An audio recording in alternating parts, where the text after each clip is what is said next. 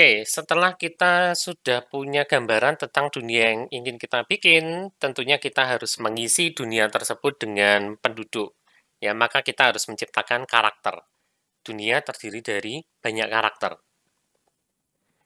Nah, untuk game itu ada pola sih sebetulnya. Kita lihat dari 3 media terlebih dahulu ya, sebelum kita menuju ke game. Ya, terdapat pola menarik antara karakternya novel dan film dan game. Ya, kita lihat dari 3 sisi, dari sisi mental, physical, reality fantasy, dan kompleks simple. Maksudnya gimana sih ini? Oke, kita lihat yang sisi pertama dulu. Ya, dari sisi mental menuju ke physical. Nah, karakter novel itu cenderung terlibat pada pergumulan emosional yang tentu saja diciptakan oleh penulis novelnya. Ya, dan saat kita membaca novel, kita akan cenderung meluangkan banyak waktu untuk mendengarkan pemikiran terdalam dari karakter tersebut, yang bisa disampaikan entah dari narasi atau bahkan dari sudut pandang karakternya itu sendiri. Nah, kalau film itu kombinasi keduanya antara mental sama fisik. Ya, karakter film itu cenderung ada pergumulan emosional, tapi juga ada pergumulan fisik.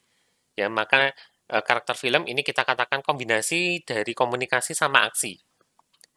Ya, waktu nonton kita biasanya tidak akan bisa mendengarkan pemikiran karakter, ya, kecuali dengan menggunakan narasi ya, dengan menggunakan narasi. Tapi kita masih bisa melihat apa yang karakter-karakter tersebut lakukan dan katakan. Jadi fisiknya masih kelihatan, tapi pergumulan emosionalnya ini kadang-kadang tidak terlalu kelihatan. Ya, paling banter kita bisa melihatnya dari perilakunya karakter tersebut atau apa yang dia ucapkan. Ya, misalkan dia bisa think out loud. Tapi apapun yang dia pikirkan pada satu waktu itu biasanya kita tidak tahu. Nah, kalau game ini cenderung ke pergumulan fisik. Ya, ini bakal kelihatan banget pada playable karakter, ya karakter yang kita mainkan yang sifatnya diam, ya. Misalkan sebagai main hero, ya kita banyak sekali menemui karakter yang diam, terutama di RPG ya biasanya ya. Karakter utamanya diam. Nah, kalau karakter utamanya diam, maka pemain ini akan melakukan pemikiran untuk karakter tersebut. Jadi karakternya tidak mikir, ya, dan kadang-kadang tidak diperlihatkan juga pemikiran karakternya. Kita sendiri yang harus memikirkan untuk karakter tersebut. Ya, dan setelah kita memikirkan untuk karakter tersebut, kita akan mewujudkannya dalam aksi. Ya, entah kita berpikir bahwa karakter ini misalkan punya masa lalu yang kelam sehingga dia ada dendam, maka kita wujudkan aksinya banyak fisik, ya bacok-bacokan, melee misalkan. Tapi misalkan kita memikirkan karakternya itu apa ya? Katakanlah kita memikirkan karakternya ini sebetulnya riang, ya maka kita biasanya akan cenderung milih opsi-opsi percakapan yang mewakili karakter kita, ya kalau ada. Ya kalau nggak ada, ya mungkin akan diwujudkan juga dalam aksi. Misalkan katakanlah karena dia riang, mungkin waktu jalan kadang-kadang suka lompat-lompat dan seterusnya. Ya itu dari sisi mental dan fisik. Kemudian dari realitas ke fantasi, novel itu cenderung berdasarkan kenyataan karakternya ya di sini ya. Eh, bukan berarti bahwa karakter novel itu pasti terinspirasi atau pasti menggambarkan seorang karakter lain pada dunia nyata. Ya tidak selalu seperti itu, tapi paling tidak pergumulan yang ditemui oleh sebuah karakter pada novel itu bisa terinspirasi dari kejadian yang nyata. Kecenderungannya seperti itu.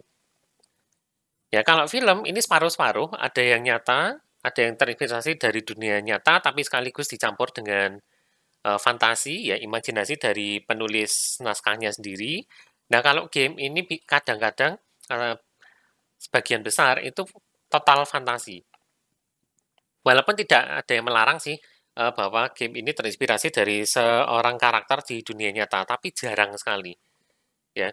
Makanya biasanya kan ada disclaimer ya di game ya, entah di awal, di splash screen-nya atau pada credits, ya karakter yang ada pada game ini adalah fiksi, ya kesamaan pada karakter pada dunia nyata tidak disengaja, ya biasanya ada disclaimer kayak gitu. Nah, tapi karakter dari tiga media ini ada karakteristiknya yang mirip memang satu sama lain. Kemudian dari sisi kompleksitas, ya kompleksitas plot dan kedalaman karakter itu cenderung turun dari novel. Ya, jadi novel ini biasanya bisa paling kompleks.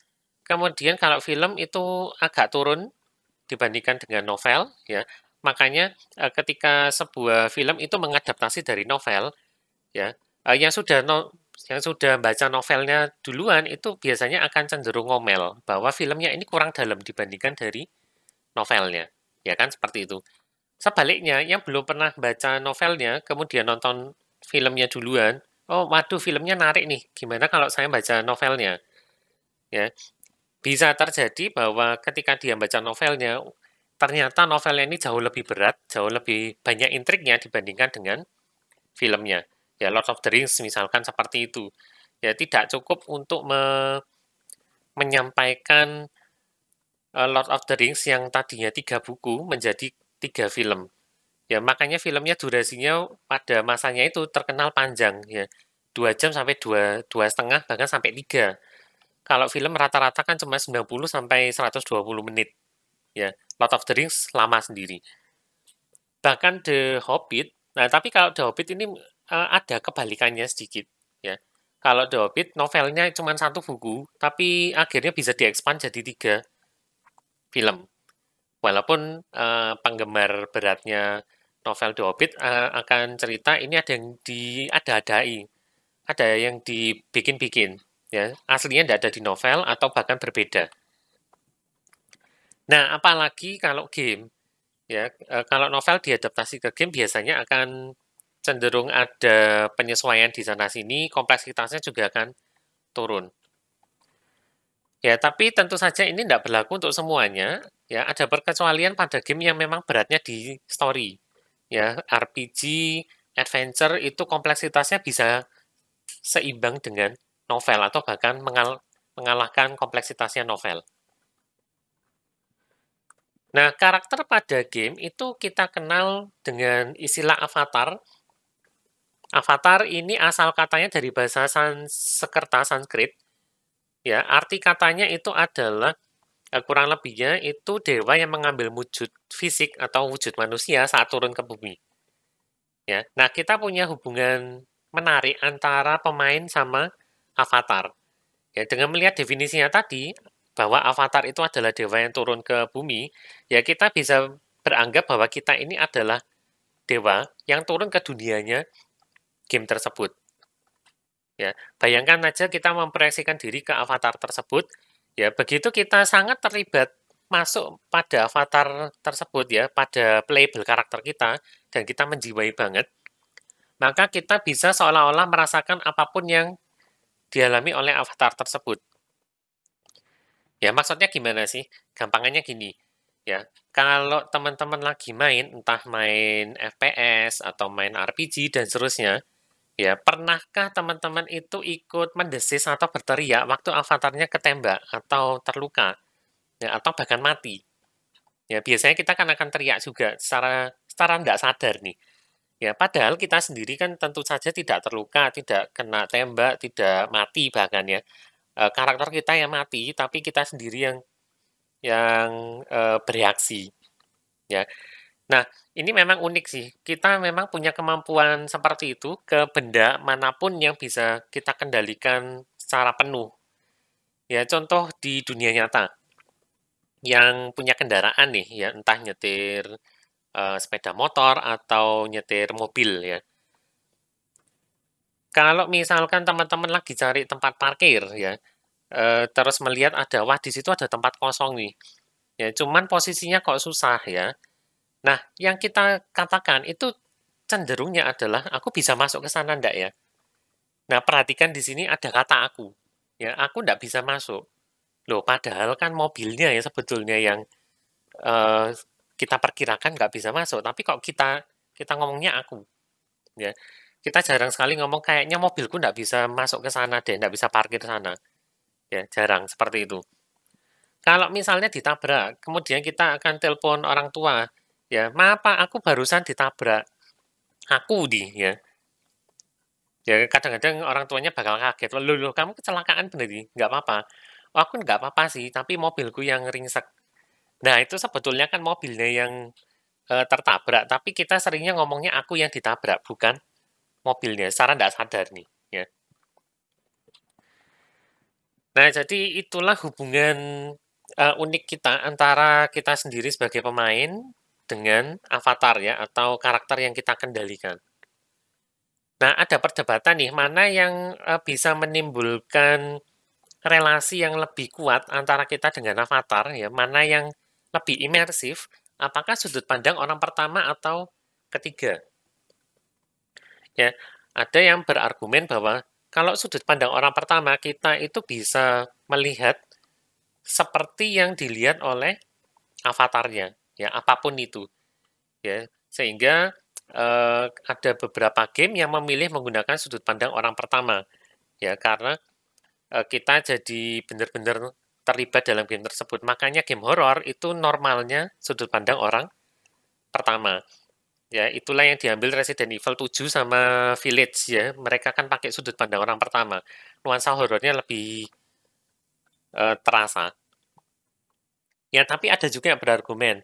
Loh, kalau sudut pandang orang pertama, kalau aku terluka, ndak kelihatan terlalu nyata kan? Ya, karena nggak bisa ngelihat karakternya. Aku kepengen ngelihat karakterku jalan-jalan, kemudian beraksi, lalu mungkin ya terlukanya gimana ya, supaya aku jadi bisa berempati lebih penuh kepada karakter tersebut. Makanya banyak banyak juga yang suka sudut pandang orang ketiga. Ya, beberapa game horor itu tetap sudut pandangnya orang ketiga. RPG normalnya juga sudut pandang orang ketiga, tapi ada juga RPG yang sudut pandangnya orang pertama. Ya, ini masih perdebatan dan ini tergantung dengan seleranya pemain itu sendiri. Lebih suka orang pertama atau orang ketiga. Nah, beberapa karakter yang cocok untuk dijadikan avatar itu ada dua ciri-ciri. Ya, yang pertama adalah avatar yang ideal. Maksudnya gimana? Pemain ini ingin jadi seperti karakter tersebut. Ya, jadi misalkan secara fisik itu kita tidak terlalu menarik katakanlah ya. Tidak yang cowok mungkin tidak six pack, yang cewek mungkin katakanlah merasa kurang cantik atau bagaimana secara fisik ya. Secara fisik kita punya kekurangan, tapi kemudian di avatar gamenya itu tidak punya kekurangan tersebut. Nah, ini kan ideal, maka kita akan suka sekali mengendalikan avatar tersebut.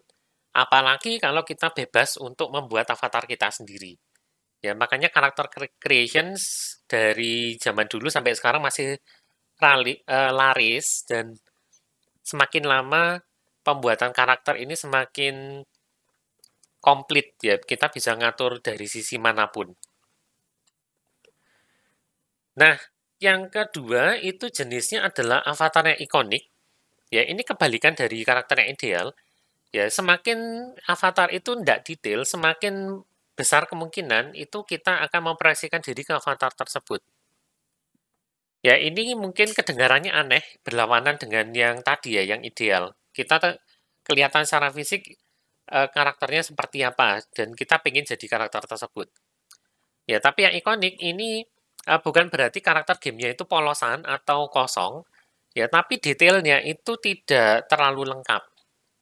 Ya, sehingga kalau detailnya tidak terlalu lengkap, sama seperti cerita kemarin ya, kalau tidak terlalu lengkap, kita akan mengisi sendiri kekosongan tersebut dengan detail yang kita ciptakan sendiri, ya sehingga tanpa disadari itu kita sebetulnya ya turun menuju ke avatar tersebut. Ya, kita memproyeksikan diri ke avatar itu.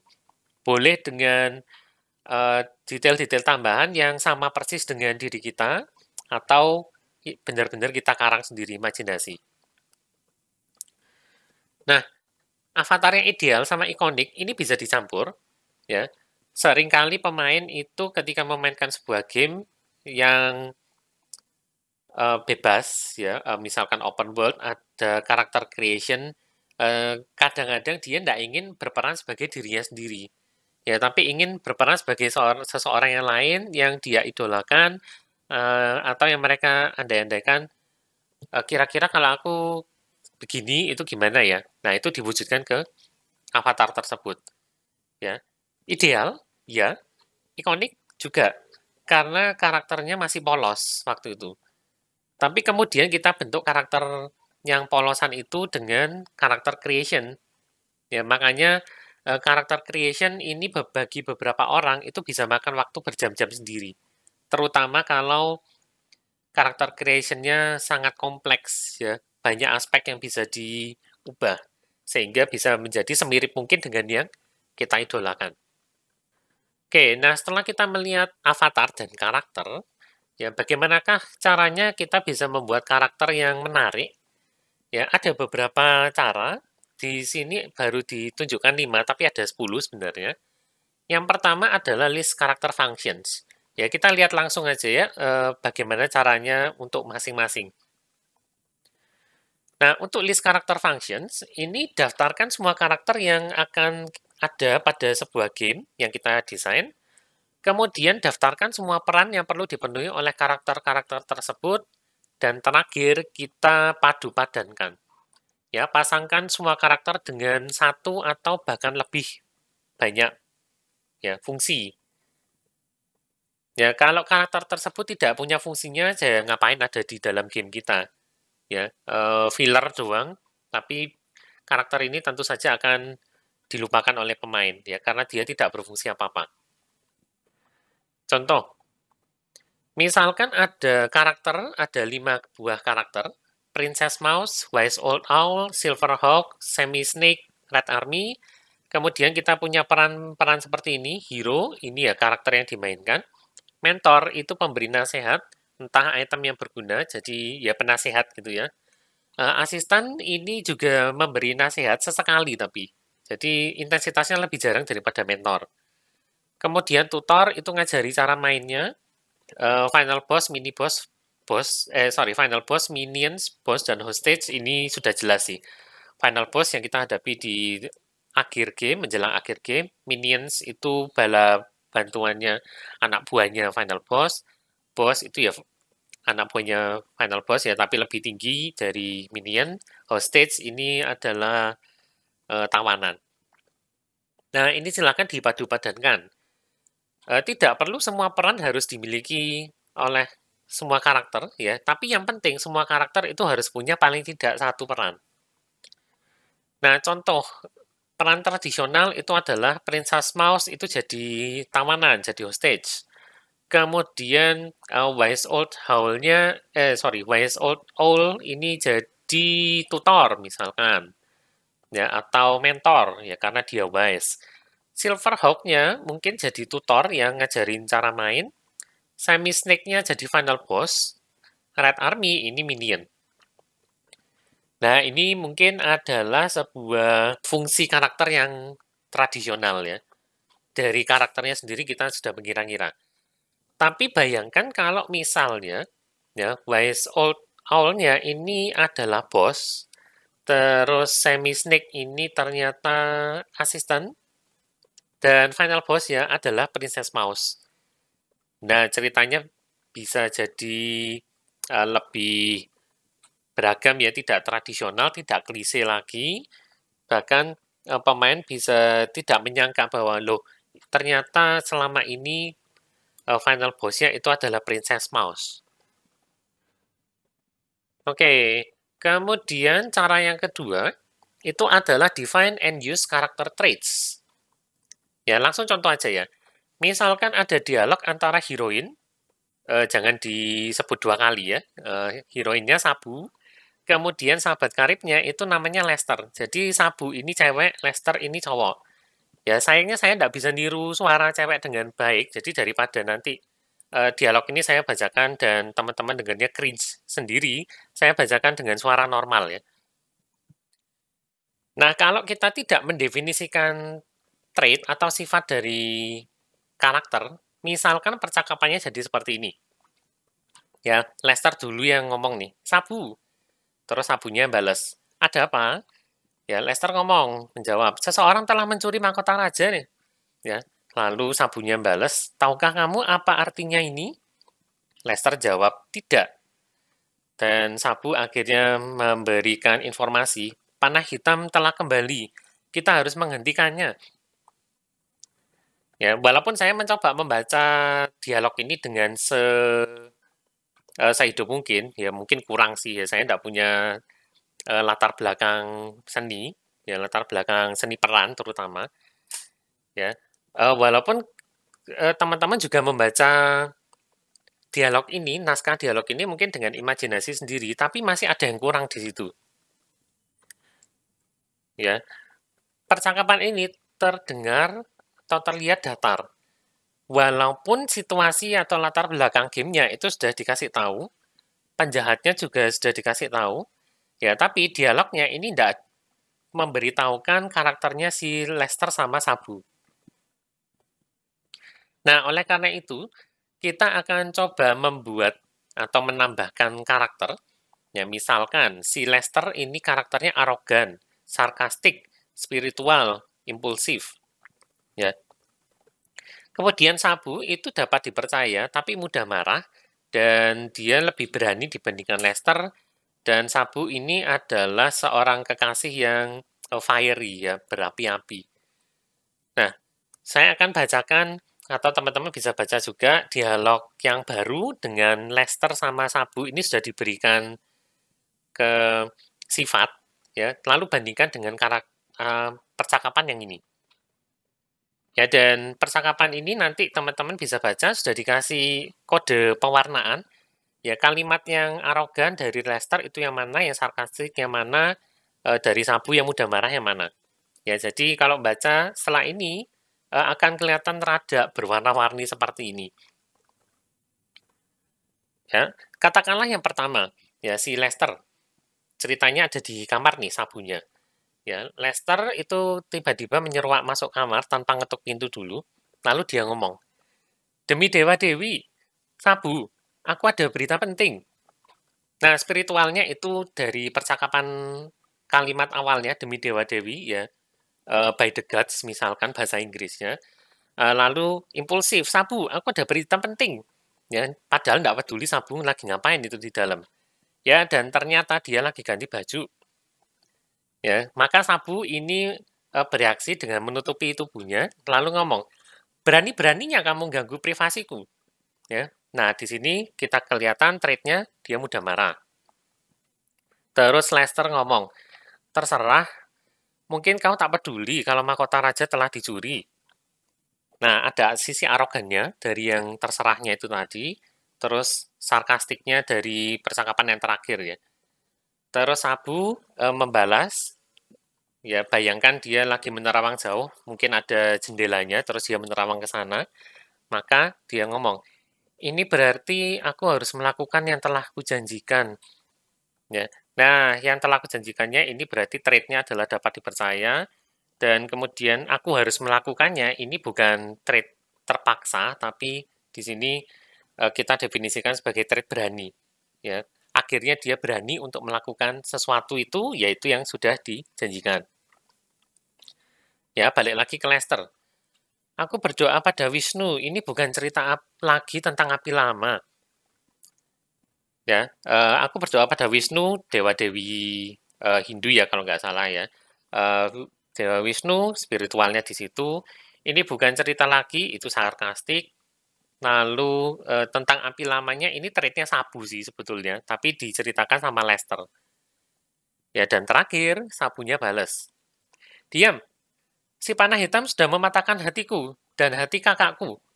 Aku telah berjanji padanya, begitu ia kembali, aku akan mempertaruhkan nyawaku untuk menghancurkannya. Siapkan kereta kudaku. Nah, di sini ada banyak trait sekaligus, jadi warna-warni di situ ya.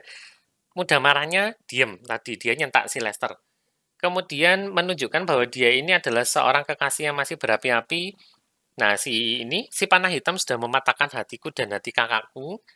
Lalu dia punya traitnya bisa dipercaya karena telah berjanji sama kayak yang sebelumnya tadi ya, mana tadi? Oh, belum muncul ya. Aku telah berjanji begitu ia kembali, maka dia akan mempertaruhkan nyawa untuk menghancurkan si panah hitam. Nah, traitnya berani muncul di situ.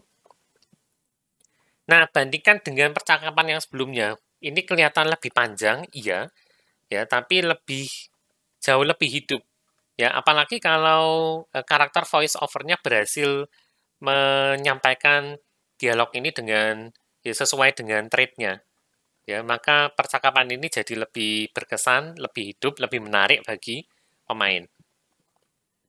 Ya, jadi itu triknya ya. Kita sebisa mungkin memberikan sifat-sifat pada karakter-karakter yang kita buat. Dan itu akan berpengaruh nanti bukan hanya ke dialog, tapi bisa ke aksi. Jadi contoh, kalau karakternya sifatnya licik, bagaimanakah animasi lompatnya, animasi berjalannya, ya untuk orang yang licik mengendap-endap, ya mungkin animasi jalannya jadi rada nunduk, kemudian dia berjalannya berjingkat-jingkat. Lalu misalkan karakternya sedang depresi, akankah dia mau untuk berlari? Mungkin enggak. Ya, kalau karakternya sedang ketakutan, ya tentunya dia akan berlari. Ya, dan mungkin eh, bisa jadi karakternya itu akan terdiam di tempat. Kita sudah mencet tombol gerak, tapi dia tidak mau gerak-gerak karena terpaku di tempat gara-gara saking ketakutannya. Nah, bisa seperti itu.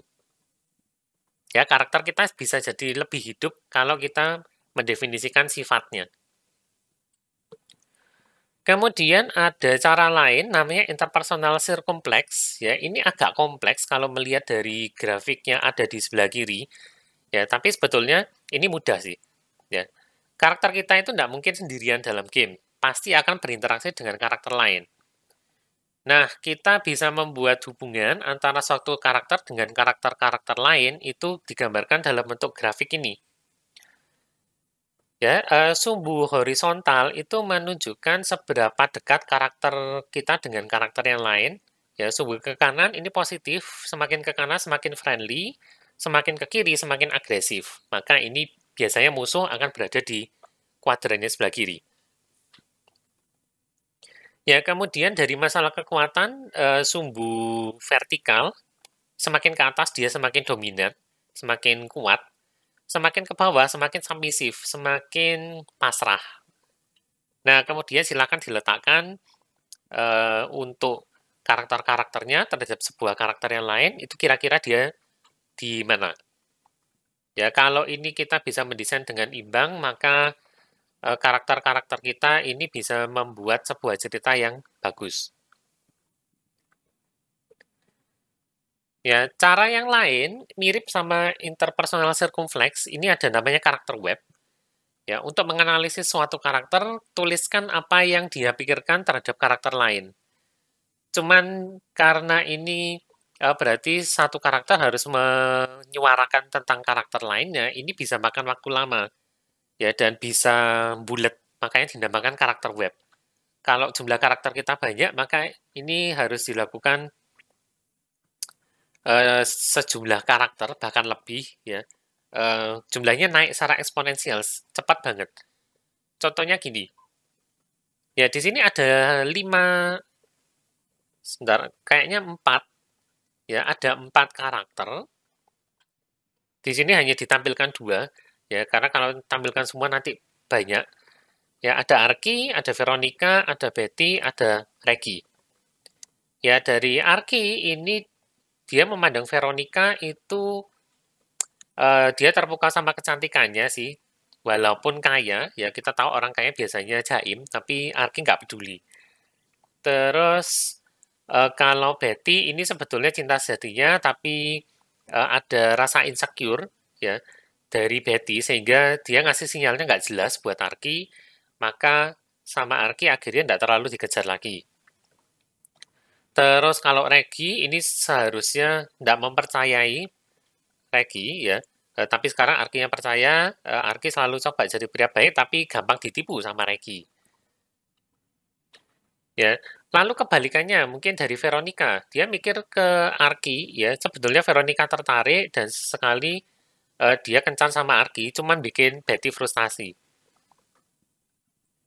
Ya, dan seterusnya. Ya, ini mendefinisikan setiap karakter terhadap karakter lain relasinya bagaimana.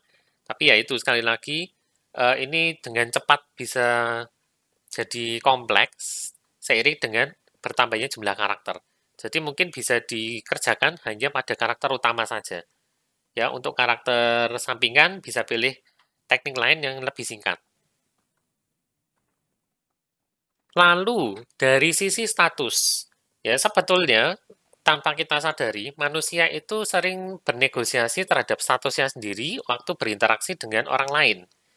Ya, status ini bisa mempengaruhi tingkah laku, terlepas dari latar budaya manapun. Jadi misalkan kalau statusnya rendah, ketika dia berbicara dengan orang lain, ya kecenderungannya adalah dia gelisah, menghindari tatap mata, kemudian nyentuh wajah sendiri, dan secara umum dia lebih tense, lebih tegang waktu harus berhadapan dengan orang lain, terutama yang beda status. Ya, status rendah sama rendah mungkin tidak akan terjadi seperti ini. Tapi kalau rendah terhadap tinggi, ya, misalkan budak terhadap tuannya, maka dia biasanya akan menghindari tatap mata, tentu saja. Tapi kalau statusnya dia tinggi, biasanya orang itu akan santai, punya lebih banyak kendali, ya, tatapan matanya kuat, dan ini kecenderungan yang cukup aneh sih. Kalau statusnya tinggi, dia tidak menggerakkan kepala waktu bicara. Ya, kadang-kadang secara tidak sadar waktu kita ngomong, ya, terutama mungkin waktu kondisi santai, ya kita bisa menggerakkan kepala, entah gimana caranya waktu kita berbicara. Ya, kalau statusnya tinggi, biasanya dia tidak banyak bergerak kepalanya. Nah, cuman untuk saat ini status ini belum banyak dieksplorasi untuk membuat karakter game. Ya, maka kita lihat cara-cara yang lain, gunakan kekuatan suara, gunakan kekuatan wajah, kemudian cerita yang kuat itu bisa mengubah karakter dan biarkan karakter itu mengejutkan para pemain, dan terakhir hindari yang namanya uncanny valley. Ya, kita akan lihat satu persatu lagi. Mulai dari kekuatan suara. Ya, suara manusia ini adalah hal yang benar-benar kuat sekali. Ya, suara manusia ini bisa mempengaruhi seseorang sampai ke tingkat bawah sadar. Ya, cuman secara umum teknologi voice acting pada game ini masih ketinggalan dengan film animasi. Ya, walaupun sekarang sih kita sudah maju ya teknologinya ya, tapi untuk voice acting masih ketinggalan sedikit. Ya, kenapa seperti itu? Kebanyakan game developer ini belum punya pengalaman untuk bekerja dengan voice actor. Ya, voice actor ini tentu saja mengisi suara di film animasi. Ya, nah game developer belum terlalu banyak pengalamannya dari sana. Dan lalu pengisian suara pada game itu kerjanya terbalik dengan pengisian suara pada film animasi. Ya, di film animasi itu mereka biasanya nulis skripnya dulu, kemudian pengisi suaranya mulai ngerekaman, ya, lalu baris dialognya mungkin bisa diubah sama si pengisi suaranya, ya, aktornya ini bahkan bisa improvisasi, lalu hasilnya bisa disimpan yang bagus, ya, dan ditambahkan ke skripnya, lalu karakternya didesain setelah itu, dengan kadang-kadang memasukkan fitur wajahnya si aktor. Baru animasinya dibuat. Nah, kalau game itu model karakternya ada duluan, kemudian kita nulis skrip, animasinya apa adanya, baru kita masukkan voice over. Ya, jadi pengisian suaranya terakhir. Maka ini aktornya jadi agak sulit untuk berkreasi sepenuhnya atau berekspresi sepenuhnya, dan dia cenderung niru apapun yang ditampilkan di layar karena animasinya sudah jadi. Ya, dia tidak bisa improvisasi, karena kalau improvisasi, tentu saja pergerakannya bisa jadi berbeda. Ya, animasinya jadi tidak cocok dengan apapun yang muncul di layar. Ya, walaupun seiring dengan perkembangan eh, terutama motion capture ya, terutama motion capture, kita bisa mengisi suara dan membuat karakter sekaligus ya untuk sekarang. Nah, tapi kebanyakan itu bikin karakternya dulu. Kenapa? Karena kalau kita harus menciptakan karakter berdasarkan suara itu mahal banget biayanya, ya lebih mahal. Karena skrip ini lebih sifatnya lebih volatile ya, lebih tidak stabil dibandingkan pada film animasi. Ya, skrip ini bisa berubah sepanjang pembuatan game. Jadi kalau kita harus bikin apa? Bikin karakternya berdasarkan suara dan suaranya ini bisa gonta-ganti, maka kita harus bikin karakternya berkali-kali. Itu lebih mahal dibandingkan kita bikin karakternya dulu. Lalu, gunakan kekuatan wajah. Otak manusia itu punya bagian yang cukup besar untuk bisa memproses ekspresi wajah. Bahkan kita bisa memunculkan wajah di benda-benda yang sebetulnya tidak punya wajah. Ya kan, itu ada fenomenanya sendiri. Ya, misalkan kita melihat sebuah pola di katakanlah di bulunya hewan. Dan polanya ini ada pentol-pentolnya, ada bulat-bulatnya, dan ada lingkarannya, sehingga kita katakanlah bisa melihat, loh ada wajahnya orang di situ. Ya, atau bahkan di benda-benda lain yang sebetulnya tidak punya wajah. Dan manusia ini punya ekspresi wajah paling kompleks di kerajaan hewan. Ya, ekspresi kita paling banyak, entah itu senyum, entah itu sedih, entah itu gembira, ya, entah ketakutan dan lain-lain. Nah, kalau kita adaptasi ke game, ya, animasi wajah ini tentunya sekarang bisa kompleks dengan bantuan motion capture, tapi sebetulnya kita tidak harus membuat animasi wajah yang mahal. Ya, animasi sesederhana alis mata yang dinaikkan atau bentuk mata saja itu sudah bisa memberikan pesan yang sama kuatnya dengan animasi yang penuh. Ya, makanya di anime kadang-kadang kan kebanyakan kan disederhanakan bentuk matanya. Ya, nggak benar-benar bentuk mata yang realistis, tapi eh, disederhanakan. Dan dari sana saja, animasi matanya itu kita sudah bisa menangkap ekspresi yang jelas dari karakter tersebut. Ya, itu berlaku juga untuk game. Dan game itu sebaiknya punya wajah karakter yang terlihat oleh pemain, terutama untuk avatar. Ya, karena kita punya keterikatan yang spesifik, yang unik terhadap karakter avatar dalam hal ini ya. Contohnya Doom. Doom yang tradisional ya. Doom yang tradisional itu health-nya selain ditampilkan dengan sebuah nilai persen, ya dia juga menampilkan dalam bentuk avatar. Jadi kalau health-nya 100%, maka wajah dari avatarnya itu akan kelihatan bugar, ya gagah, sesuai dengan sifatnya si karakternya Doom.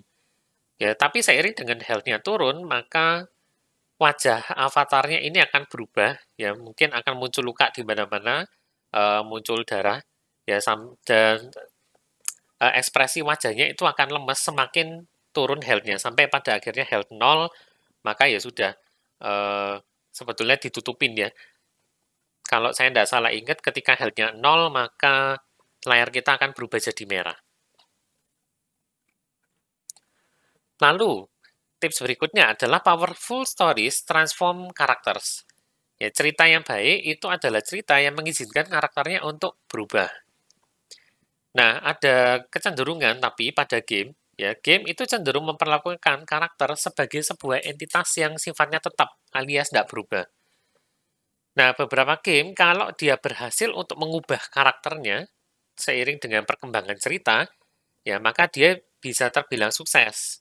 Ya, beberapa game yang bisa melakukan hal ini, Fable misalkan, ya baik dari Fable 1, 2 maupun 3, sayangnya kita belum ada Fable 4 dan seterusnya sih. Ya, lalu Star Wars Knights of the Old Republic itu juga sukses karena game-game tersebut itu punya suatu kejadian yang bisa mengubah karakter. Ya, kalau Fable terkenalnya adalah kita benar-benar bebas, bisa menjadi karakter yang baik atau menjadi karakter yang jahat. Ya, itu dibebaskan oleh developernya, oleh Fable. Kita sendiri yang menentukan. Ya, tentunya kalau kita menjadi baik, ada beberapa hal yang tidak bisa kita akses, dan sebaliknya kalau kita jadi jahat, ya ada beberapa hal yang juga tidak kita bisa akses lagi, seperti itu. Nah, perubahan karakter ini tidak harus selalu terjadi karena kejadian yang menimpa karakternya itu sendiri, tapi bisa jadi terjadi karena ada karakter sampingan maupun dari lawan, dari penjahat. Ya, jadi tidak harus dari dirinya sendiri. Sebagai contoh, kita lihat cerita tradisional Cinderella. Siapa yang tidak tahu nih ceritanya Cinderella? Ya, kita bagi 3 karakter, ada Cinderella, kemudian kakak dan ibu tirinya, serta si pangeran. Ya, lalu pada adegannya waktu di rumah, si Cinderella, kita lihat satu baris dulu ya. Si Cinderella ini dia adalah seorang pelayan yang menderita dan menyedihkan karena ditindas sama kakak ibu tirinya. Kemudian ada undangan, dia berharap diundang tapi kemudian kecewa karena tidak dikasih sama kakak dan ibu tirinya. Ya, tapi kemudian ada ibu peri yang datang, maka malam pestanya dia berubah jadi putri yang cantik. Tapi jam 12 malam, dia harus pulang dan harus kembali lagi, yang meninggalkan si pangeran. Dia tadinya bisa berdansa dengan pangeran, tapi tengah malam harus pulang, kabur. Ya paginya balik lagi menderita dan menyedihkan lagi karena ditindas lagi sama kakak ibu tirinya. Ya, tapi endingnya akhirnya dia bahagia untuk selamanya, ya kan? Sementara itu, kakak tirinya, ya, pertamanya superior jahat, terus waktu ada undangan, gembira dan arogan, tapi pada malam pesta, mereka kecewa karena tidak diperhatikan, ya, si pangerannya ke Cinderella, dan pada pagi harinya, berharap kakinya si kakak dan ibu tirinya ini salah satu cukup di sepatunya itu, tapi ternyata yang cukup adalah Cinderella, sehingga Cinderellanya yang berubah dari tadinya hidupnya menyedihkan jadi bahagia. Sementara itu terbalik, kakak ibu tirinya tadi jahat, tapi pada akhirnya mereka dipermalukan, ya karena selain kakinya tidak cukup, ya padahal arogan, pasti akulah yang akan menjadi istri dari pangeran ya, ternyata gagal. Dan sebaliknya pangerannya pertamanya sendirian, ya kita tidak tahu sih sebetulnya, karena waktu si adegannya ada di rumah, pangeran kan belum muncul. Ya pangeran baru munculnya waktu di malam pesta. Ya di rumah pangerannya sendirian, waktu menyebarkan undangan pangerannya masih merasa sendirian. Pada malam pesta dia terkagum-kagum pada wanita misterius sehingga kakak ibu tirinya yang sudah dandan sebaik mungkin tidak diperhatikan, tertariknya ke Cinderella. Ya, tapi jam 12 malam dia berusaha ngejar Cinderella yang tersisa hanya sepatu kacanya, sehingga pada pagi harinya dia desperate untuk mencari pasangan hidupnya ini. Ya, siapakah yang kakinya cocok dengan sepatu kaca ini akan kujadikan istriku. Ya, dan akhirnya dia nyampe ke Cinderella, kakinya cocok, maka mereka hidup bahagia selamanya. Nah, ini ada perubahan-perubahan yang terjadi pada karakter sepanjang cerita. Tips yang lain, biarkan karakter itu mengejutkan kita. Ya, kita seringkali berharap karakter itu akan berperilaku secara realistis dan bisa kita percaya. Ya, tapi pada sebuah cerita atau kisah yang bagus, kadang-kadang mereka melakukan kebalikannya. Ya, ketika seorang karakter pada game itu melakukan sesuatu yang tidak kita duga sama sekali, maka kita tiba-tiba akan memperhatikan karakter tersebut. Jadi punya perhatian lebih khusus. Oh, ini tadi aku tidak mengira seperti ini nih. Ya, kira-kira nanti ke depan dia akan berperilaku apa lagi? Ya, antara curiga atau kita jadi benar-benar tertarik pada karakter tersebut. Dan yang terakhir, hindari yang namanya uncanny valley. Ya, uncanny valley ini adalah sebuah fenomena yang ditemukan oleh seorang ahli robot dari Jepang. Ya, dia mengamati bahwa semakin mirip sesuatu objek yang tidak hidup terhadap manusia itu justru semakin menyeramkan ternyata. Ya, maka dia mendefinisikan respons manusia terhadap benda artifisial. Kalau dia sih karena dia ahli robot ya dia mendefinisikan respons manusia terhadap robot. Ya, tapi kita bisa bawa ini ke dalam karakter game, karena karakter game kan tidak nyata. Ya, hanya model 3D biasa. Dia kan hanya digital sebetulnya. Tapi semakin mirip dengan manusia itu ternyata tambah menyeramkan. Ya, jadi di sini ada grafik untuk objek yang bergerak yang warnanya merah, ya. Semakin ke kanan itu semakin mirip dengan manusia. Kemudian untuk tingkat kenyamanannya itu terhadap sumbu vertikal. Semakin ke atas kita semakin nyaman, tapi semakin ke bawah semakin kita takut, semakin tidak nyaman. Ya, jadi pada 0% kita tidak mirip sama sekali dengan manusia, ya, industrial robot, robot industri kan tidak mirip sama sekali ya. Lalu naik humanoid robot, ya mulai mirip dan kadang-kadang kita sudah merasa oke ini cukup nyaman lah ya sama robot humanoid, ya. Tapi kecenderungannya adalah semakin mirip, ya semakin mirip. Robot sekarang kan benar-benar mirip banget ya. Tapi kalau sesuatu tersebut tidak berperilaku seperti manusia, ya ini bahaya. Maka tiba-tiba kita terjun ke bawah. Ya, dia mirip sama manusia tapi tidak berperilaku sebagaimana manusianya. Maka kita merasa waduh ini serem nih, ya. Boneka aja kita kan serem, ya kan? Boneka itu sesuatu yang mirip dengan manusia. Tapi kita seringkali merasa tidak nyaman berada pada sebuah boneka, terutama yang mirip dengan manusia, ya. Bonekanya apa ya yang serem itu? Annabelle mungkin, atau bonekanya Chucky lah ya, kan mirip manusia. Tapi kita ketakutan ketika berada pada boneka tersebut. Makanya film horor juga banyak yang mengeksploitasi ketidaknyamanan kita terhadap boneka. Ya, tapi kemudian ya begitu objek tersebut adalah manusia atau sangat mirip dengan manusia, kita tiba-tiba balik lagi nyaman. Seperti ini. Ya. Kalau sama manusia biasa ya tentu saja kita nyaman, ya kan? Nah, itu yang di bawah sini. Jadi yang di bawah sini ya benda yang bergerak yang kita nggak nyaman sama sekali zombie, walaupun zombie nggak ada sih ya di dunia nyata. Tapi tentu saja kita akan ketakutan kalau melihat zombie, ya kan? Atau mungkin vampir, ya, atau monster lain yang dibuat dari manusia, ya masih ada unsur-unsur manusianya di sana, tapi dia sudah tidak bisa berperilaku seperti manusia. Nah, itu tingkat keseramannya tinggi biasanya. Nah, inilah yang disebut uncanny valley. Ya, kita harus berhati-hati ketika menciptakan karakter kita, terutama yang pakai model 3D. Ya, senyata mungkin oke, tapi perilakunya juga harus semirip mungkin dengan manusia. Ya, jangan sampai perilakunya aneh. Nah, itu tadi berbagai tips untuk bisa membuat karakter yang memorable ya, yang akan teringat oleh para pemain. Nah, pada topik bahasan terakhir, pada video terakhir, kita akan melihat yang namanya space. Ya, dunia itu pasti memiliki ruang di sana.